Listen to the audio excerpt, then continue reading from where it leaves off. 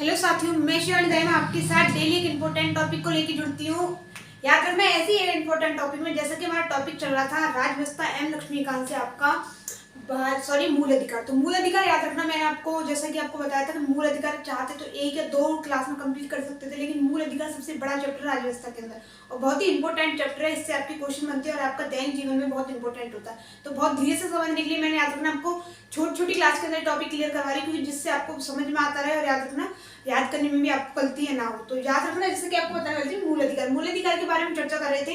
मैंने आपको बताया था कि 12 से लेकर 35 तक के आपको मूल अधिकार के बारे में उल्लेखित है। तो मैंने आपको पहले 12 13 आपके अनुच्छेद कराया, जिसके बाद मैंने आपको जैसे कि समानता का अधिकार होता है 14 से लेकर 18 तक वो कंप्लीट करवाया था। आज हम चर्चा करने वाले स्वतंत्रता के अधिकार की। स्वतंत्रता का अधिकार जो आर्टिकल 19 20 21 22 के अंदर है, तो धीरे धीरे उसके बारे में चर्चा करेंगे। सबसे पहले हम देखते हैं कि स्वतंत्रता का अधिकार। स्वतंत्रता के अधिकार के अंदर आपका आर्टिकल 19 में उल्लेखित सबसे पहले आर्टिकल 19 है, उसके अंदर 6 प्रकार के याद रखना आपकी स्वतंत्रता के अधिकार दिए हुए हैं। यहाँ पे आपको लिखना है कि अनुच्छेद 19 में सभी नागरिकों के लिए, अनुच्छेद 19 में सभी नागरिकों के लिए के 6 प्रकार के अधिकार हैं। अधिकारों का उल्लेख है। मूल अधिकार याद रखना, 6 प्रकार के मूल अधिकारों का उल्लेख है।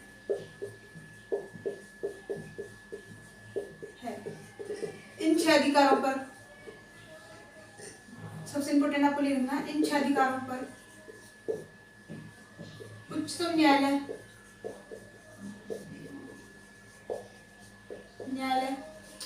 अनुच्छेद 19 में उल्लेखित आधार पर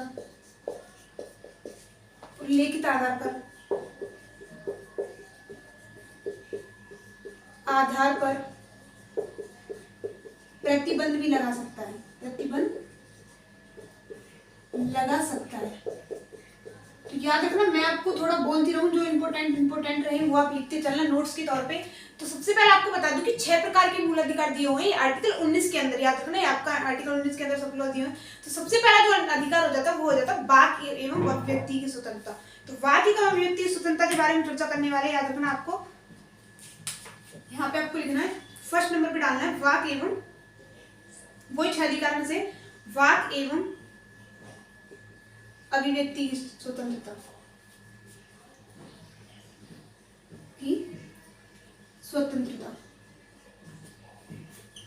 अनुच्छेद 19 सभी नागरिकों को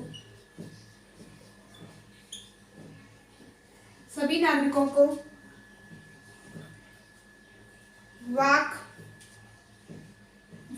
एवं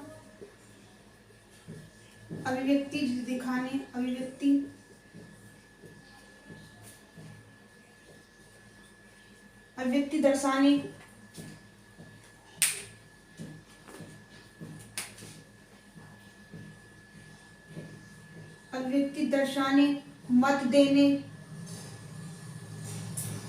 याद रखना, अभिव्यक्ति दर्शाने मत देने, विश्वास दिलाने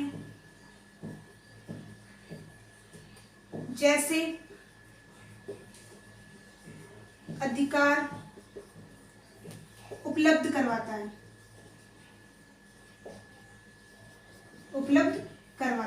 अब सबसे इंपॉर्टेंट आपको ये बता दूं कि कुछ आधार रखे गए हैं, आधार के बारे में हमें चर्चा करनी है। तो याद रखना, उच्चतम न्यायालय के द्वारा निम्न आधारों पर करवा सकता है।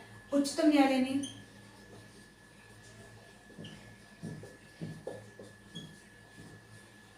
निम्न आधार बताए, किस आधार पर नहीं किया जा सकता। याद रखना, इनका ये किस प्रकार के अधिकार दिए हैं। सबसे पहले आपको हो जाता है स्वयं या किसी और की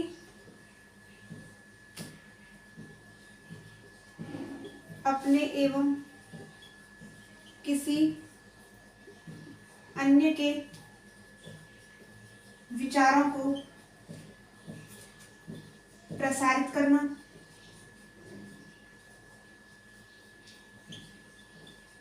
बी ऑप्शन आपको हो जाता है सेकंड। इसी के अंदर सब पॉइंट में डालते रहना। सेकंड आपको हो जाता है प्रेस की स्वतंत्रता,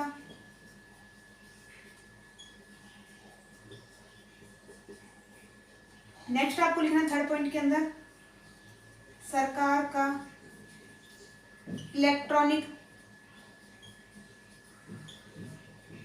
मीडिया पर एक अधिकार नहीं, एक अधिकार नहीं, सरकारी गतिविधियों को जानने का, गतिविधियों को जानने का अधिकार।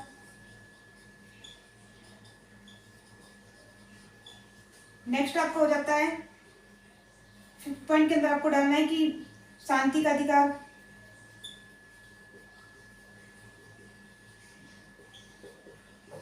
इसी के अंदर अगला पॉइंट अगर आपको नहीं भी दिख रहा हो तो याद रखना, मैं आपको बोल रही हूँ, आप लिखते चलना, बहुत इंपॉर्टेंट है। नेक्स्ट आपको डालना है प्रदर्शन एवं विरोध का अधिकार,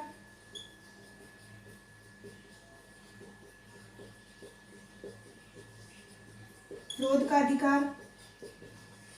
इसके अंदर आपको डालना है कि हड़ताल का अधिकार नहीं है, ये आपको सबसे इंपॉर्टेंट है कि हड़ताल का अधिकार नहीं है, हड़ताल का अधिकार, हड़ताल का अधिकार नहीं है, अधिकार नहीं है। एक दो पॉइंट रह जाएंगे तो मैं आपको बोल के बता दूंगी, आप लिखते रहने, बट देख लेते हैं यहाँ तक दिख पा रहा है नहीं दिख पा रहा है, ठीक है। तो शायद धीरे धीरे चर्चा करते चलेंगे, बहुत अच्छे से समझते चलेंगे, शायद आपको यहाँ तक दिख रहा है और नहीं दिख रहा है तो मैं आपको बोल के बता दूँ, ठीक है ना। आप लिख लेना, बहुत इंपॉर्टेंट टॉपिक है इसलिए बहुत अच्छे से पढ़ा रही हूँ। तो याद रखना, सबसे पहले हम चर्चा करने वाले थे कि अनुच्छेद 19, अनुच्छेद 19 जैसा कि मैंने आपको बताया था कि 6 प्रकार के मूल अधिकारों का उल्लेख है अनुच्छेद 19 के अंदर। तो आपको सबसे पहले बताया कि अनुच्छेद 19 सभी नागरिकों के लिए 6 प्रकार के अधिकार उल्लेखित करवाता है। साथ ही में याद रखना, अनुच्छेद उच्चतम न्यायालय के द्वारा 6 प्रकार के जो अनुच्छेद 19 में उल्लेखित है उनके आधार पर किसी प्रकार का प्रतिबंध लगाया जा सकता है, नहीं अनुच्छेद 19 में उनका उल्लेख किया गया है। मैं आपको डिटेल में समझाऊंगी कि आपके अधिकार किस प्रकार, उनको किस प्रकार आधार पर प्रतिबंध लगाया जा सकता है, किसके द्वारा लगाया जाता है, सारी चर्चा करेंगे इसी क्लास के अंदर। तो याद रखना, सबसे पहले आपको बताने वाली थी वाक एवं अभिव्यक्ति की स्वतंत्रता। तो ये आपको बताता है अनुच्छेद 19 सभी नागरिकों के लिए वाक या अभिव्यक्ति दर्शाने, आपका मत देने, विश्वास दिलाने, निम्न प्रकार के आदि जैसे अधिकारों को उल्लेखित किया गया है। वही हम चर्चा करते हैं उच्चतम न्यायालय निम्न आधार बताइए, आधार आपका देख सकते हैं यहाँ पे फर्स्ट पॉइंट अपना आपका हो जाएगा, यहाँ पे देख सकते हैं कि आपको लिख लेना कि व्यावसायिक विज्ञापन की स्वतंत्रता, ये भी आपको एक दो पॉइंट जो रह जाएंगे यहाँ पे लिख लेना। व्यावसायिक विज्ञापन की स्वतंत्रता, अपने एवं किसी अन्य के विचारों को प्रसारित करना, प्रेस की स्वतंत्रता, सरकार के इलेक्ट्रॉनिक मीडिया का एक अधिकार नहीं है, सरकारी गतिविधियों को जानने का अधिकार, शांति का अधिकार, प्रदर्शन एवं विरोध का अधिकार, लेकिन हड़ताल का अधिकार नहीं है। आपको यहाँ पे देखना है कि हड़ताल का अधिकार नहीं है। वही आपको हो जाता है किसी अखबार पर पूर्व प्रतिबंध के विरुद्ध अधिकार। तो इस प्रकार के अधिकार आपको लिख लेने सब क्लॉज के अंदर, बहुत इंपॉर्टेंट है। नेक्स्ट आपको मैं थोड़ा बोल के बता दूं, जैसे कि आपका उच्चतम न्यायालय के द्वारा निम्न आधार पर उल्लेखित किया गया है कि इन आधारों पर ये आपके आधार बताए गए, उल्लेख प्रतिबंध किस प्रकार लगाया जा सकता है, तो प्रतिबंध के बारे में चर्चा करने वाले हैं। यहाँ तक आपको स्क्रीनशॉट ले लेना है, आप नोट के बारे में, नोट के तौर पे इनको अपनी कॉपी में लिखते चलना, बहुत ज्यादा इंपॉर्टेंट है। एम लक्ष्मीकांत से आपका राजस्थान याद रखना, स्टेट पीसीएस आपका यूपीएससी के लिए इंपॉर्टेंट नहीं, बल्कि आपके वनडे एग्जाम में भी कहीं से भी क्वेश्चन किसी भी प्रकार का बन सकता है। तो प्रतिबंध के बारे में बात करेंगे। वाक्य एवं स्वतंत्रता की जो आपका वाक्य एवं व्यक्ति स्वतंत्रता, उस पर प्रतिबंध किस प्रकार लगाया जाए, तो याद रखना कि भारत की एकता व संप्रभुता, सार्वजनिक आदेश, उच्चतम न्यायालय की अवमानना, नैतिकता की स्वतंत्रता या किसी अपराध की अवमानना यानी किसी अपराध का सिद्ध होने के आधार पर उसका आपको प्रतिबंध लगाया जा सकता है। याद रखना कि किसी प्रकार से उच्चतम न्यायालय की अवमानना की गई है, जबकि भारत की एकता व अखंडता का यानी विरोध किया गया, किसी प्रकार उसको ठेस पहुंचाई गई है, सार्वजनिक आदेश दिए गए, नैतिकता की स्वतंत्रता के आधार पर इन पर प्रतिबंध लगाया जा सकता है। इस प्रकार के आधार पर प्रतिबंध के आधार रखे गए, तो आपको कॉपी के अंदर लिख लेने हैं, बहुत ज्यादा इंपॉर्टेंट नोट्स के तौर पे। नेक्स्ट हम चर्चा करने वाले, जैसे कि आपको मैंने वाक्य एवं व्यक्ति बताया, उसके बाद आपको हो जाता है शांतिपूर्ण सम्मेलन की स्वतंत्रता। यहाँ पे आपको लिखना है कि शांतिपूर्ण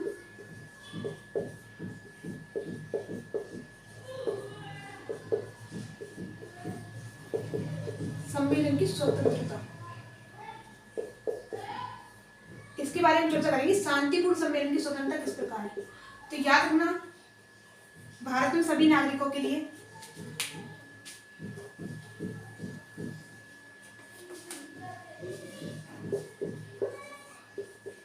किसी भी नागरिक को बिना हथियार के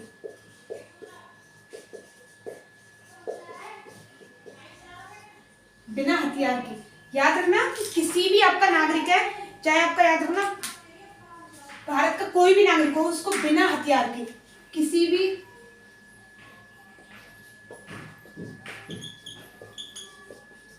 सार्वजनिक क्षेत्र पर एकत्रित होने का अधिकार है। एकत्रित होने का अधिकार है। याद रखना, सार्वजनिक भूमि पर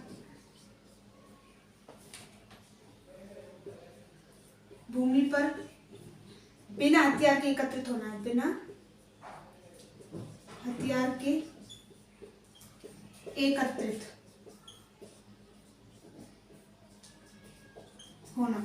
याद रखना, बिना हथियार के एकत्रित होने का अधिकार है। ये आपको सबसे इंपॉर्टेंट समझना है। वहीं पे आपको दिखना है कि यह व्यवस्था, एकत्रित होने का अधिकार,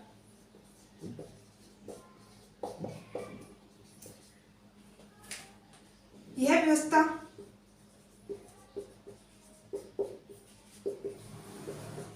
किसी भी गलत संगठन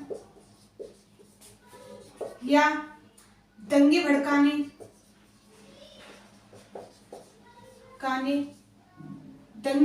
या आपका किसी भी आपका प्रतिबंध लगाने या आपका दंगे भड़काने, सॉरी, आपका गलत संगठन बनाने, आपका दंगे भड़काने या विरोध करने, सरकार का विरोध करने, सरकारी गतिविधियों का विरोध के लिए हड़ताल को प्रतिबंधित करती है। अब आपको याद रखना कि सबसे इंपॉर्टेंट आपको बता दूं, सबसे ज्यादा इंपॉर्टेंट क्या होता है कि धारा किस प्रकार की लगी हुई है, कौन सा आपका अधिनियम लगा हुआ है, सबसे ज्यादा आपको ये समझना होता है। तो याद रखना, आपराधिक व्यवस्था की धारा 144 के बारे में चर्चा करते हैं। आपराधिक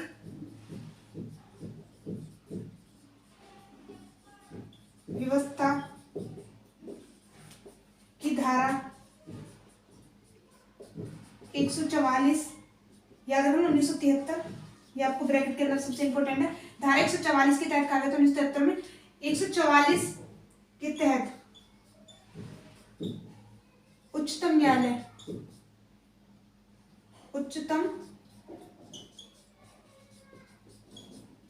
न्यायालय के बारे में आपको बताया कि उच्चतम न्यायालय का अधिकार मिला हुआ है कि संगठित, उच्चतम न्यायालय के तहत उच्चतम न्यायालय किसी संगठित बैठक को किसी खतरे के तहत रोक सकता है। इस खतरे में याद रखना, आपका दंगे भड़काने,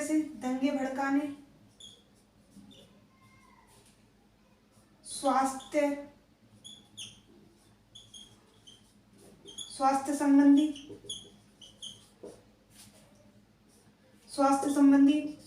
सार्वजनिक जीवन की व्यवस्था,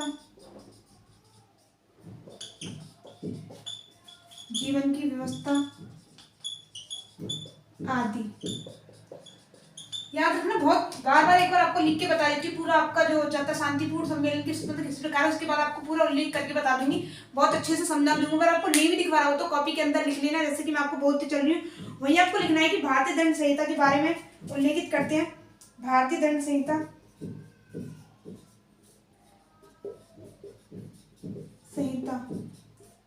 की धारा 141 के तहत 41 के तहत 5 या अधिक लोगों का समूह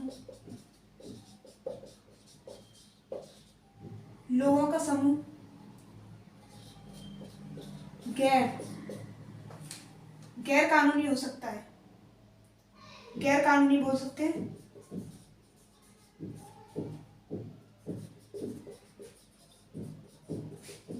यदि, अब गैर कानूनी होने का याद क्या है, तो याद रखना, यदि किसी व्यक्ति भूमि को हड़पा जा रहा हो,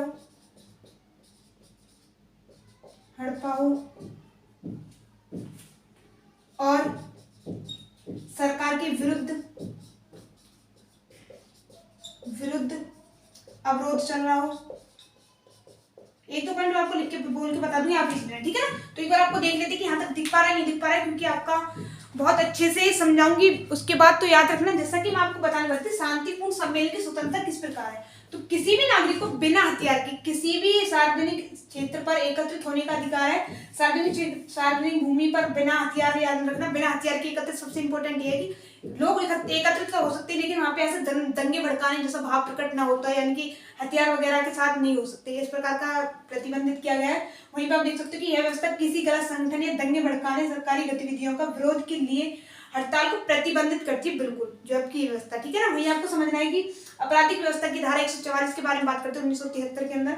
तो याद रखना कि तहत उच्चतम न्यायालय ने किस प्रकार का प्रतिबंध लगाया है। किसी भी संगठित बैठक को किसी खतरे के तहत रोका जा सकता है। रोकने का अधिकार क्या है, ये खतरा किस प्रकार का हो सकता है, स्वास्थ्य की सुरक्षा का खतरा, अगर स्वास्थ्य की किसी को वहाँ पे दी गई है, या आपका सरकार के विरोध में कोई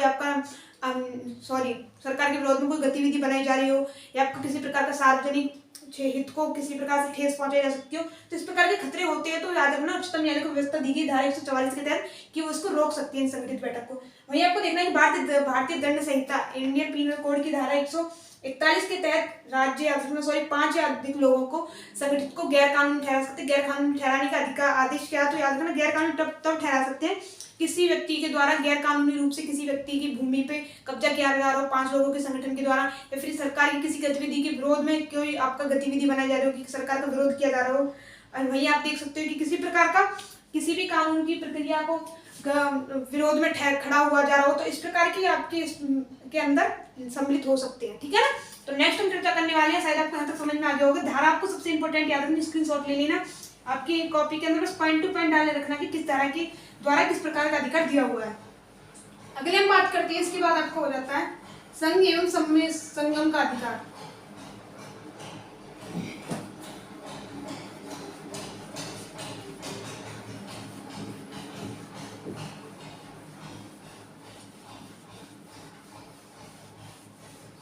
इसके बारे में चर्चा करने वाले कि संघ एवं संगम का अधिकार।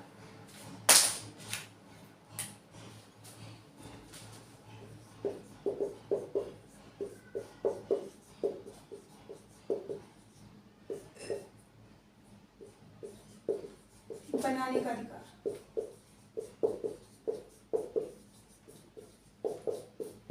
इसकी भी किस प्रकार चर्चा करने वाले, तो याद रखना, किसी भी व्यक्ति को, पहले आपको थोड़ा बोल के बता देती हूँ कि सभी नागरिकों को सभा एवं सभा संघ या आपका सहकारी समिति बनाने का अधिकार है। उसके अंदर शामिल कर सकते हैं कंपनियां, या आपकी सार्वजनिक फर्म, या आपका संगठित कोई व्यापार, या किसी प्रकार का व्यवसाय आदि इसमें शामिल हो सकते हैं, ठीक है ना। तो थोड़ा आपको लिख के बताई थी, थोड़ा आप लिख लेना, किसी भी नागरिक को, सभी नागरिक लिख लेना पे, क्योंकि सभी नागरिक को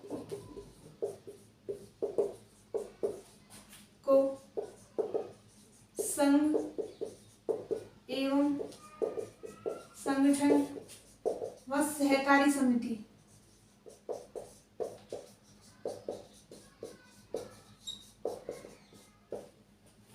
बनाने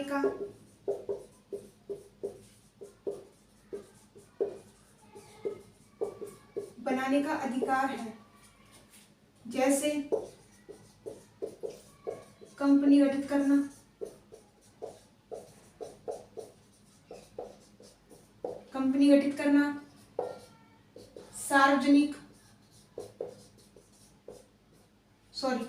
सम्मिलित फर्म,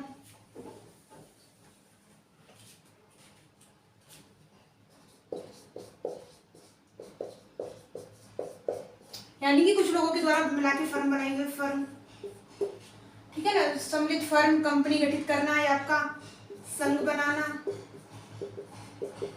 अपने लिए अलग से कोई संघ बना लेना, ठीक है ना। फर्म बनाना, संघ बनाना, व्यवसाय खोलना,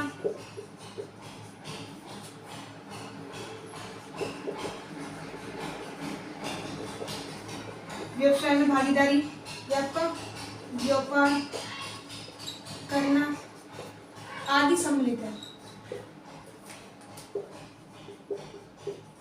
आदि सम्मिलित है, सम्मिलित है। यह सिर्फ संघ एवं संगम बनाने का अधिकार ही नहीं,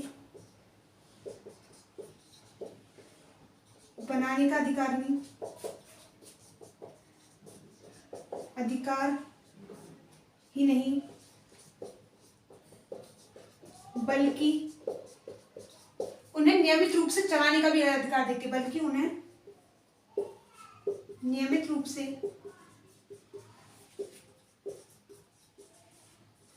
चलाने का भी अधिकार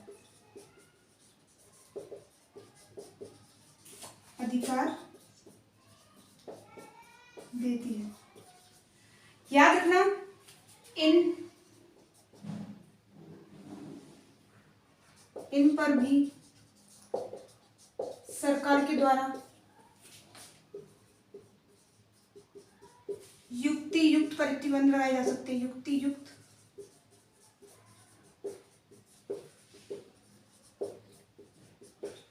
लगाए जा सकते हैं।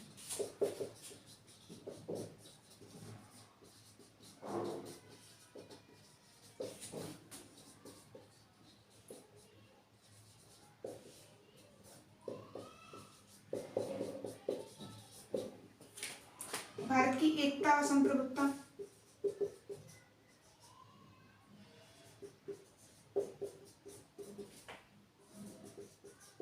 सार्वजनिक आदेश आदि। अब आपको यहां से आगे लिखना, याद रखना, उच्चतम न्यायालय के द्वारा व्यवस्था दी गई है कि उच्चतम न्यायालय द्वारा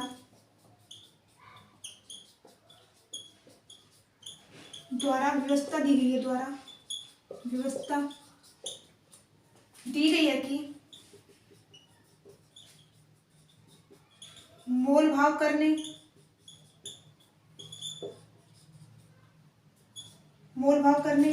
हड़ताल करने,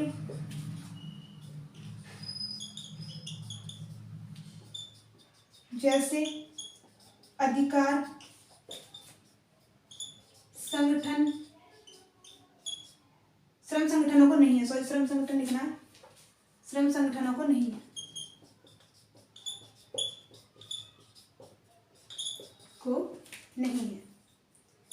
ये आपका हो जाता है संगम एवं संघ बनाने का अधिकार। ठीक है ना, शायद आपको यहाँ तक दिख पा रहा होगा। तो आपको जैसे कि मैं बता दूं कि संगम एवं संघ बनाने का अधिकार किस प्रकार उल्लेखित है, तो सभी नागरिकों को संघ एवं संगठन बनाने का अधिकार है। अधिकार किस प्रकार है, जैसे कि किस प्रकार के संगठन की बात करते हैं, तो यहाँ पे आप देख सकते हैं कि कोई राजनीतिक दल हो जाता है, साझा फर्म हो जाती है, इनकी मिला के सम्मिलित फर्म हो जाती है, कोई कंपनी हो जाती है, आपका कोई व्यवसाय खोला जा रहा है। ज्यादातर व्यवसाय जो होता है वो पार्टनरशिप के आधार पर खोला जाता है, 2 या 2 से अधिक लोगों को उसमें मिलाया जाता है। तो किसी भी प्रकार का व्यवसाय होता है, कोई व्यापार होता है, 2 या 2 से अधिक लोगों के बीच होता है। तो इस प्रकार के व्यापार आपके संगठन की छूट दी गई है सरकार के द्वारा, किस प्रकार से संघ एवं संगम की आपका आर्टिकल 19 के तहत दिया गया है। वही अगर हम देखते हैं कि इन पे किस प्रकार का आपका इनको बनाने का अधिकार नहीं, बल्कि इनको संचालित रूप से, नियमित रूप से चलाने का भी अधिकार दिया गया है इसी आर्टिकल के तहत। वही अगर हम चर्चा करते हैं कि प्रतिबंध लगाने के आदत क्या हो सकती थी, किसी भी प्रकार से भारत की एकता व संप्रभुता या सार्वजनिक आदेश को किसी भी प्रकार से ठेस पहुंचेगी तो इन्हें प्रतिबंध लगाया जा सकता है। याद रखना कि ऐसा नहीं है कि प्रतिबंध नहीं लगाओ, तो प्रतिबंध लगाया जा सकता है। मैंने जैसे कि कहा था आर्टिकल 19 के आधार पर इसमें खुद उल्लेखित किया गया है।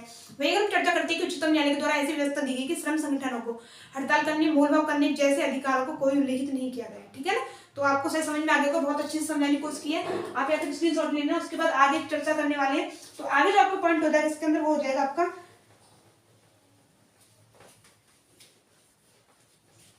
संचरण की स्वतंत्रता, संचरण यानी कि आवास संचरण, चलने फिरने, घूमने फिरने की स्वतंत्रता। ठीक है,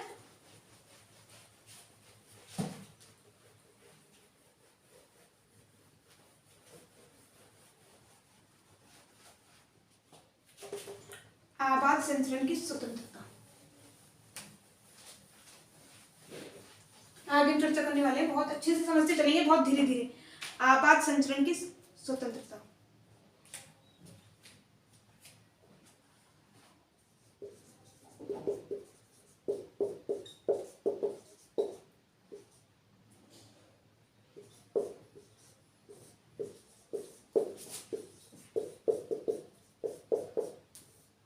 आपात संचरण की स्वतंत्रता किस प्रकार प्रकार से दी गई, तो आपको ये समझना, याद रखना, यह स्वतंत्रता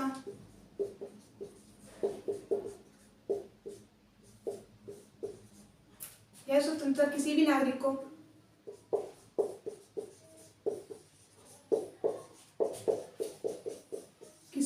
को भारत के क्षेत्र में,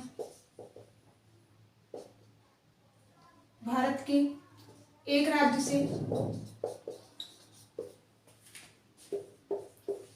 से दूसरे राज्य व एक राज्य के अंदर एक स्थान से दूसरे स्थान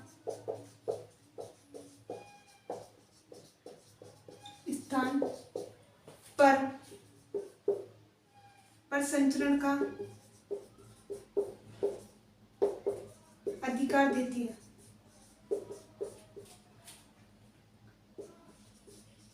अधिकार दिया गया है। इससे यह स्पष्ट होता है कि भारतीय कानून सभी के लिए एक है।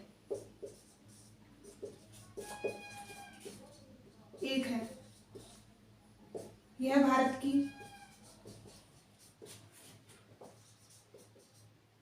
के राष्ट्र को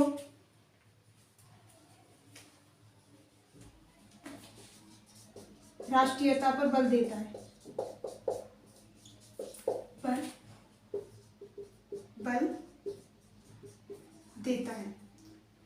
इस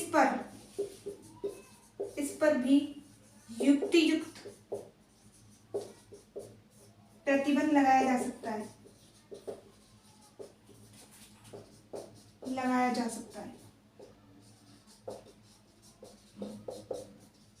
प्रतिबंध लगाने के आधार,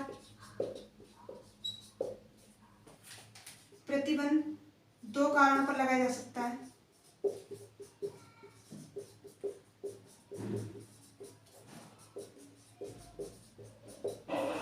फर्स्ट आपको हो जाएगा इसके अंदर, किसी आम नागरिक के हित में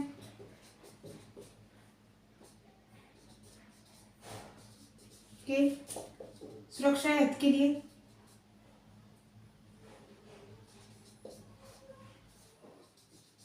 याद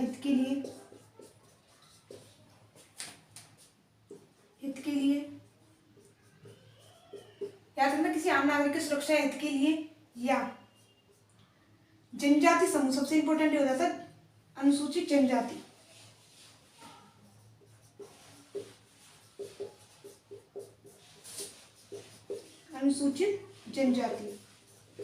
के हित या सुरक्षा के लिए।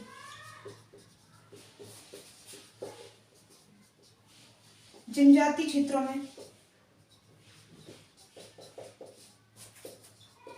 में संचरण पर रोक होती है, पर प्रतिबंध है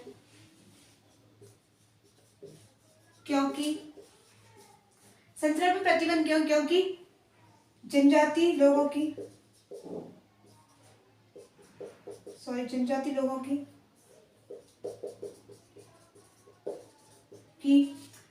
याद रखना, संस्कृति,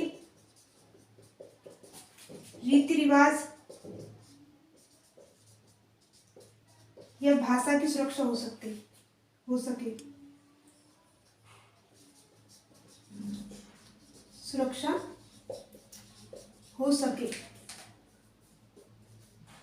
ठीक है, यहाँ तक हम चर्चा कर लेते, उसके बाद आगे चर्चा करेंगे। शायद आपको यहाँ तक दिख पा रहा हो या नहीं दिख पा रहा हो, एक बार देख लेते, उसके बाद आगे चर्चा करेंगे धीरे धीरे।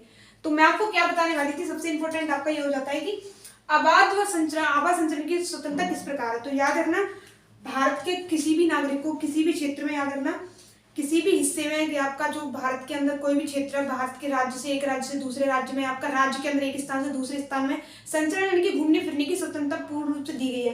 लेकिन दो कारण पर प्रतिबंध भी लगाया है। दो कारण पर प्रतिबंध किस प्रकार लगाया है, एक तो आम लोगों के हित में, याद रखना, किसी भी आम लोगों की या सॉरी जैसे कि आप आम लोगों के बारे में ले सकते हो। आपको आगे बताऊंगी उच्चतम न्यायालय द्वारा किस प्रकार की व्यवस्था की गई है।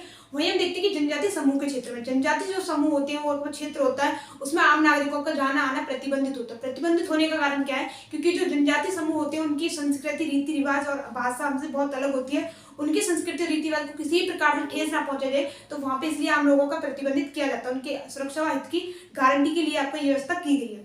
वही अगर हम बात करते हैं, थोड़ा आप लिख लेना, मैं आपको थोड़ा बोल के बता देती हूँ। तो याद रखना, उच्चतम न्यायालय ने इसमें व्यवस्था की है कि किसी भी व्यक्ति को संचरण के लिए रोक लगा सकते हैं। रोक के आधार क्या है? याद रखना, आपकी वैश्या के घूमने फिरने पर रोक लगा सकते हैं। वहीं अगर आप बम्बई हाईकोर्ट की बात करते हैं, बम्बई हाईकोर्ट के द्वारा एक बार आपके एड्स के केस में कह सकते हैं, तो एड्स के जो मरीज थे उनके संचरण पर प्रतिबंधित के वैध बताया गया था। ठीक है ना? एक बार आपको फिर से बोल के बता देती हूँ।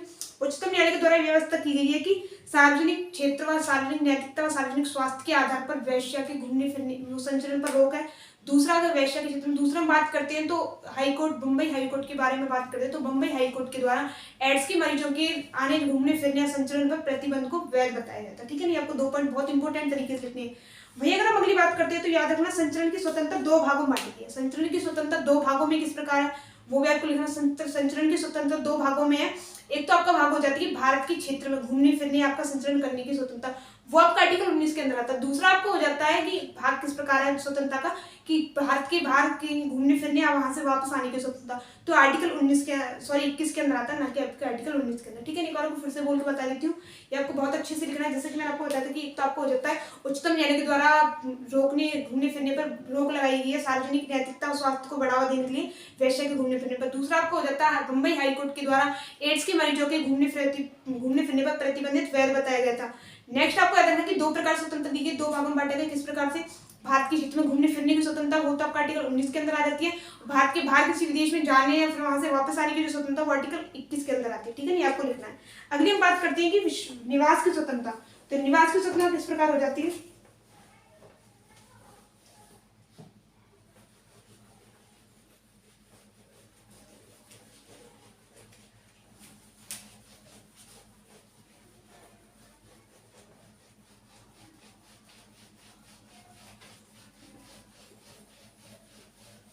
निवास का अधिकार।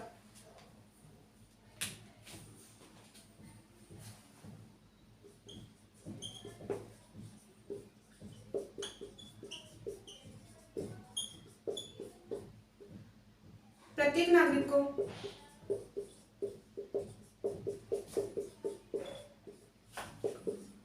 भारत के किसी भी क्षेत्र में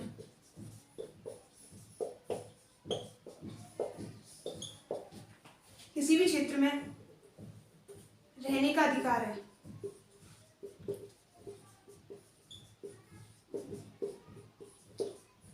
निवास के 2 आधार है। निवास के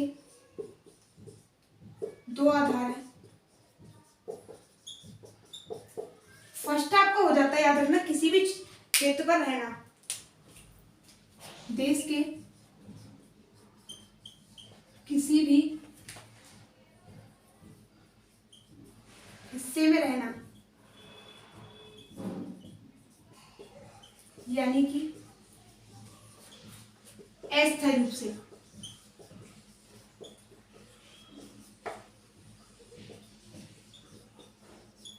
रहना। दूसरा आपको हो जाता है कि देश के किसी भी क्षेत्र में बस जाना।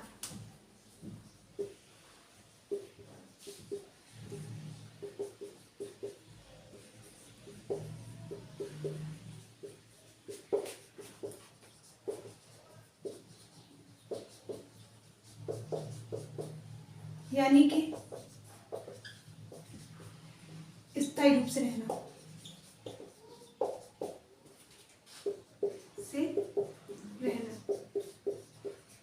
इन पर भी सरकार प्रतिबंध लगा सकती है।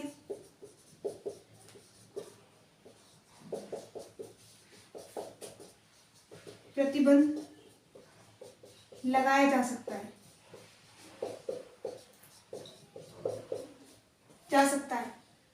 कारण क्या है? कारण आम लोगों के हित व सुरक्षा के लिए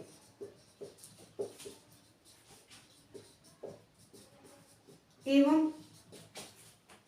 जनजाति, सॉरी अनुसूचित जनजाति,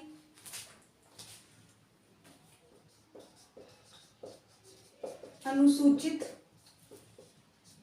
जनजाति की हित व सुरक्षा के लिए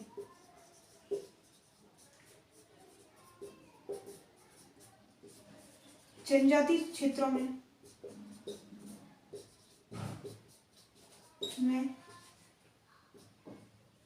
अन्य लोगों का जाना प्रतिबंधित है।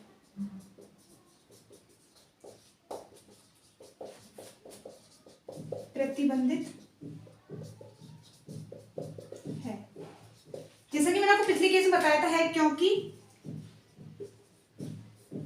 इनकी रीति रिवाज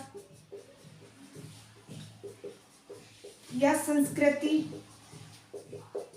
व भाषा की सुरक्षा हो सके, सुरक्षा की जा सके। ठीक है ना। तो आपको थोड़ा उसके बाद बोल के बता दूंगी, जैसा कि थोड़ा बहुत कुछ रह जाएगा इसके अंदर, बहुत साधारण भाषा से समझना है, याद रखना। जैसा कि मैंने आपको पिछला केस बताया था, पिछला आपका हुआ था अवध आवास संचरण का व्यवस्था, और ये आपको होता है निवास का अधिकार। तो ये दोनों एक दूसरे के पूरे किस प्रकार आप यहाँ पे देख भी सकते हो कि जनजाति क्षेत्र हैं जो, इनमें वहां पे भी जाना प्रतिबंधित है और यहाँ पे बसना भी प्रतिबंधित है। तो दोनों एक दूसरे किस प्रकार पूरक हो जाते हैं। तो हम याद रखना कि चर्चा करते हैं कि प्रत्येक नागरिक को भारत की किसी भी क्षेत्र, राज्य क्षेत्र में जाकर रहने का आपका अधिकार। तो 2000 बताइए, देश किसी भी क्षेत्र में रहना आप कह सकते हो कि आपका पढ़ाई क्या किसी भी रिलेटेड किसी भी काम के आधार पर कोई भी व्यक्ति किसी अन्य राज्य में जाकर रह रहा हो, वो तो आपको रहता है ऐसे तौर पर कि कुछ दिन 1 साल 2 साल के लिए गया, उसके बाद वापस आ जाए। नेक्स्ट आपको हो जाता है कि किसी भी क्षेत्र में जाकर बस जाना है, कि स्थायी रूप से रहना, वहीं आपका मकान लेके आपके गाँव से किसी शहर में चले गए किसी अन्य स्टेट के, तो वहाँ पे स्थायी रूप से मकान या आपका आधार कार्ड बनवा के रहना, ये आपका स्थायी रूप से हो जाता है। तो 2 प्रकार के आधार बताएंगे। वहीं अगर हम चर्चा करते हैं तो याद रखना कि सबसे पहले इन पर सरकार के द्वारा प्रतिबंधित लगाया जा सकता है। लगाने के आधार मैंने बताइए, आधार किस प्रकार हो जाते हैं। तो आधार 2 बताइए, तो आम लोगों की हित व सुरक्षा के लिए, दूसरा आपका हो जाता है जनजाति समूह व उनकी सुरक्षा के लिए। तो जनजाति समूह की सुरक्षा किस प्रकार की जाती है, अनुसूचित जनजाति की सुरक्षा, उनकी जो संस्कृति होती है, विशेष संस्कृति आपका, उनकी रीति रिवाज और उनकी भाषा को किसी भी प्रकार से ठेस न पहुंचे, तो उनकी सुरक्षा के लिए आम लोगों का जाना प्रतिबंधित होता है। यहाँ तक कि इन लोगों को ये भी अधिकार है, अनुसूचित जनजाति को ये भी अधिकार दिया हुआ है कि वह जनजाति को अपनी संस्कृति व आपका सुरक्षा के लिए अलग से अधिकार दिया गया है कानून बनाने का। ठीक है, जनजाति समूहों को। तो आज दोनों एक दूसरे के पूरा किस प्रकार, वो भी मैंने आपको समझा दिया है। वहां पे भी इस क्षेत्र में प्रतिबंधित किया गया था, और इस निवास के आपका अधिकार इसमें प्रतिबंधित किया गया है। ठीक है ना। इसके बाद आपका हो जाता है व्यवसाय आदि की स्वतंत्रता, इसके बारे में चर्चा करेंगे।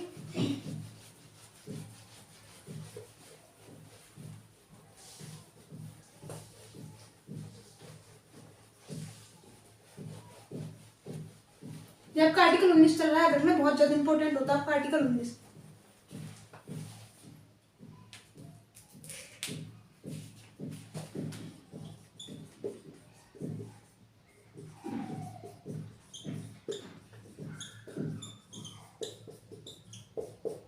आदि की स्वतंत्रता, अब ये किस प्रकार हो जाती है, याद रखना।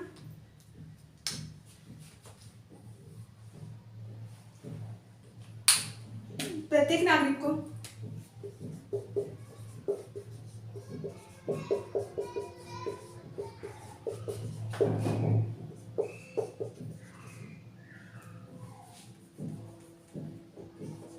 व्यवसाय या पैसे करने का अधिकार है। यह विस्तृत है, इसका आधार विस्तृत है।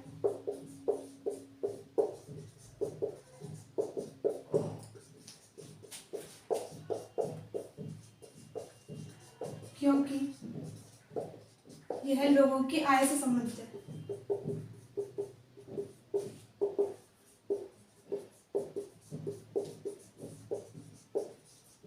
आय से संबंधित है।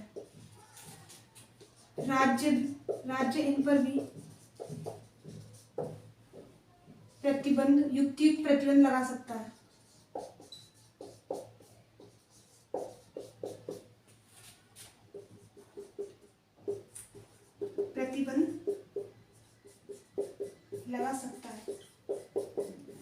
एक बार मार्कर चेंज कर लेते हैं, मार्कर में इंक डाल लेते हैं, फिर चेंज कर लेते हैं, उसके बाद आगे चर्चा करते रहेंगे बहुत धीरे धीरे। तो याद रखना अगला आपका हो जाता है, जैसा कि मैं आपको बताने वाली थी कि राज्य इन पर भी युक्तियुक्त प्रतिबंध लगा सकता है। युक्तियुक्त प्रतिबंध किस प्रकार लगा सकता है, इसके अतिरिक्त युक्तियुक्त प्रतिबंध लगा सकता है, इसके अतिरिक्त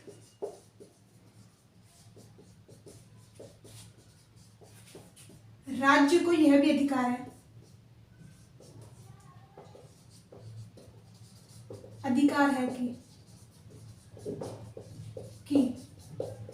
फर्स्ट पॉइंट आपको इसके अंदर लिखना है कि अधिकार किस प्रकार है। तो पहला अधिकार हो जाता है कि किसी पैसे व्यवसाय के लिए उससे रिलेटेड, याद रखना डॉक्यूमेंट्री, जैसे कि आप कह सकते हो कि उससे रिलेटेड आपका तकनीकी योग्यता आवश्यक हो सकती है, ठीक है ना। किसी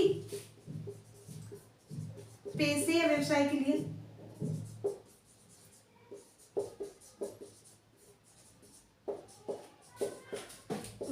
लिए उससे संबंधित तकनीकी योग्यता को या योग्यता को अनिवार्य कर सकता है। सेकंड पॉइंट क्या हो जाता है, सेकंड पॉइंट के अंदर आया बोलना किसी व्यवसाय व्यापार के लिए किसी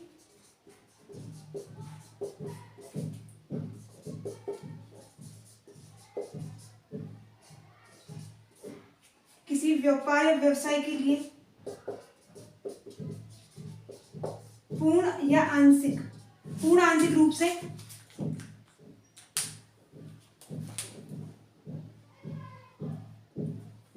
पूर्ण या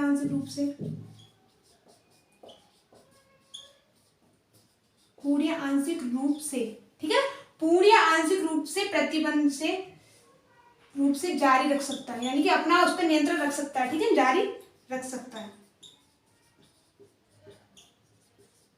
यह किसी प्रकार के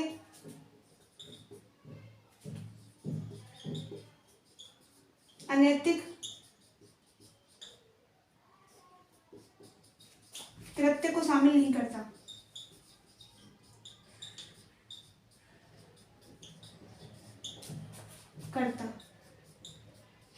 जैसे महिलाओं या बच्चों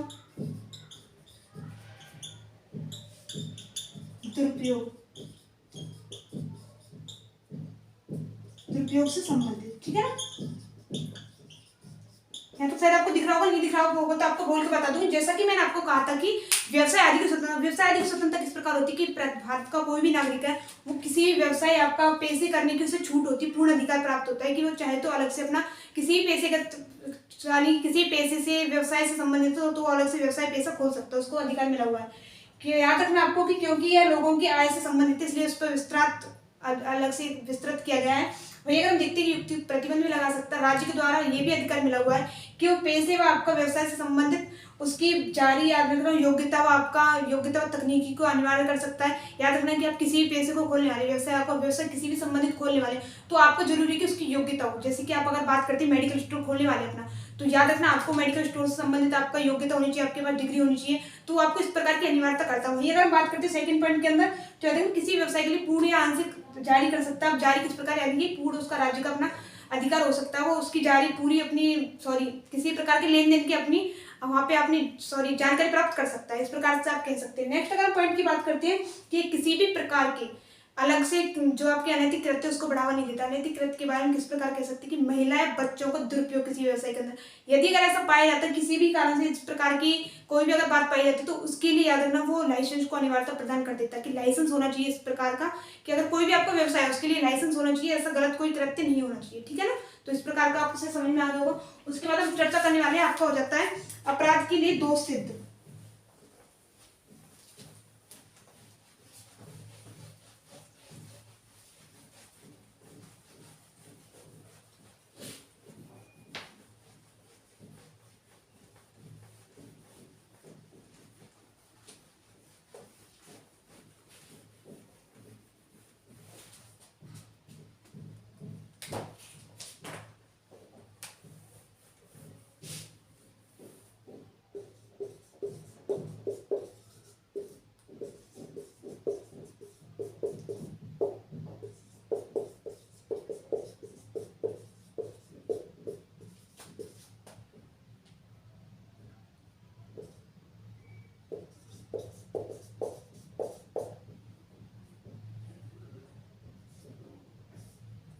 दोष सिद्धि के संरक्षण, ठीक है ना, संबंध लिखने, दोष सिद्धि के संबंध।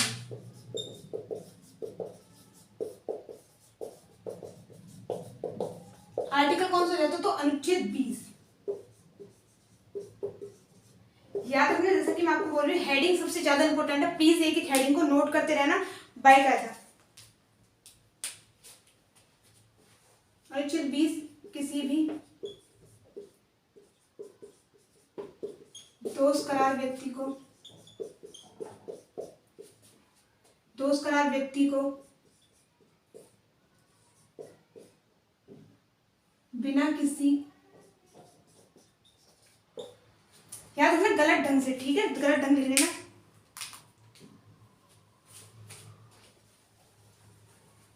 किसी भी दोस्त करार व्यक्ति, चाहे वो नागरिक हो या विदेशी,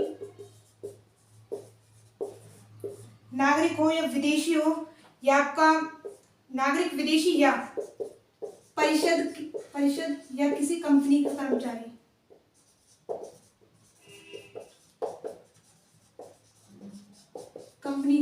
कर्मचारी,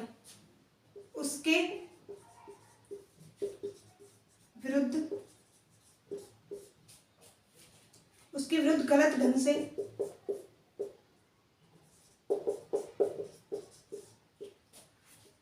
से अपराध नहीं किया जा सकता, उसे गलत ढंग से अपराध नहीं दिया जा सकता,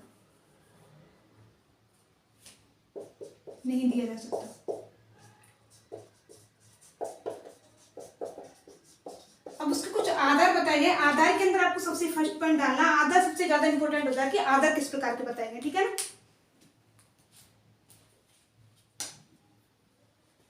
आधार आपको बताता है कोई भी पूर्ण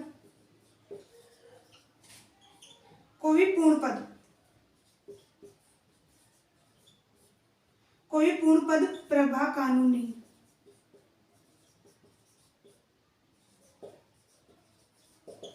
अब इसका मतलब क्या हो जाता है, मैं आपको बोल दूंगी, थोड़ा आप लिख लेना, ठीक है ना।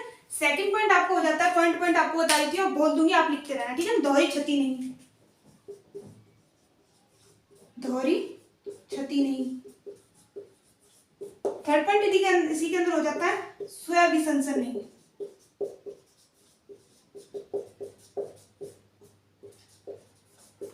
ठीक है, तो मैं आपको बोल दूंगी, याद रखना, पहले आपको बोल के बताती हूँ कि अपराध के लिए दोष सिद्धि के संबंध में संरक्षण किस प्रकार दिया होगा कि अनुच्छेद 20 किसी भी दोष करार व्यक्ति, चाहे वो विदेशी हो, नागरिक हो या परिषद व कंपनी का कर्मचारी हो, उसे गलत ढंग से अपराध के विरुद्ध संरक्षण प्राप्त होता है। याद रखना, अपराध के विरुद्ध, यहाँ पे लिख लेना, अपराध के विरुद्ध, ये थोड़ा लिखिए, अपराध के विरुद्ध संरक्षण प्राप्त होता है,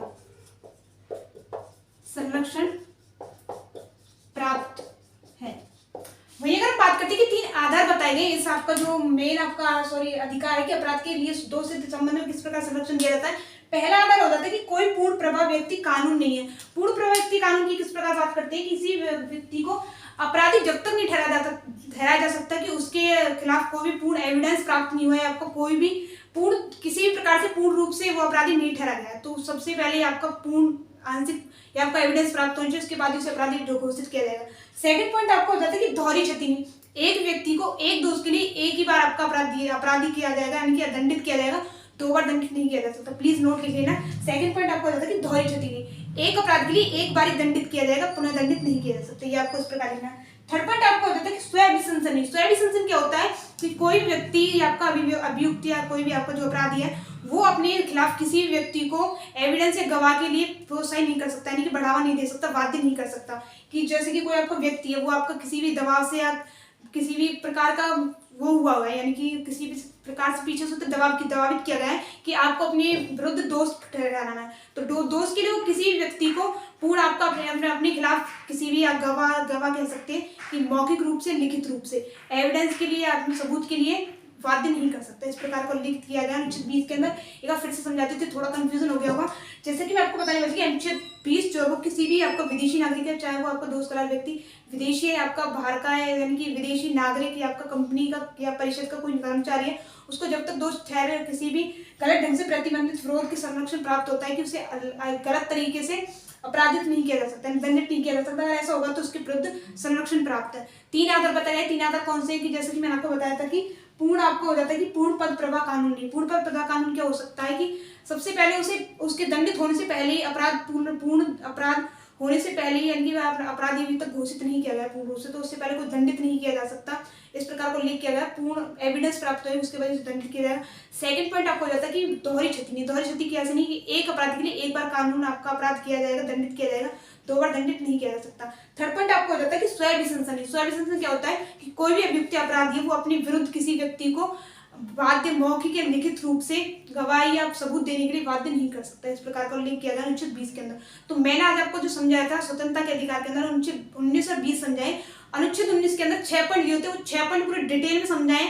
कहीं से भी किस प्रकार का क्वेश्चन बन सकता है याद रखना, ठीक है। कि प्रतिबंध किस प्रकार लगाएगा, जैसे कि मैंने आपको बताया कि जनजाति समूह होते हैं उनमें जाने आने की अलग से धारा कौन सी बताई, धारा 144 बताई थी, 141 बताई थी। तो ये भी आपको बहुत अच्छे तरीके से समझना है, तो बहुत ज्यादा इंपॉर्टेंट तरीके से। जो आपके नेक्स्ट आर्टिकल है, आर्टिकल स्वतंत्रता के अधिकार के अंदर 21 से 22 वो हम कल चर्चा कर लेंगे इसी क्लास के अंदर। तो बहुत ज्यादा इंपॉर्टेंट क्लास है। किसी भी भाई बहन आपको कोई भी एग्जाम की तैयारी करता है तो सभी के लिए वीडियो को शेयर कर देना, क्लास को शेयर कर देना, लाइक कर देना और आपका चैनल सब्सक्राइब कर लेना। चैनल सब्सक्राइब नहीं किया तो प्लीज। धन्यवाद।